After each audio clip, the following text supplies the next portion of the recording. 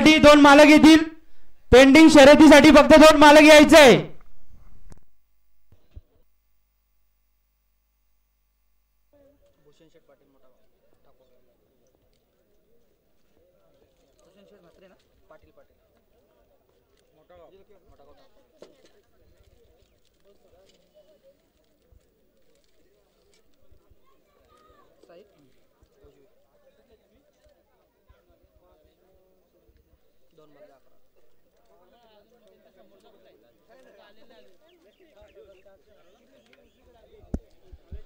आणि खुश खबर आमच्या नुकतंच त्या गाडगाचं विजय मिळालंय।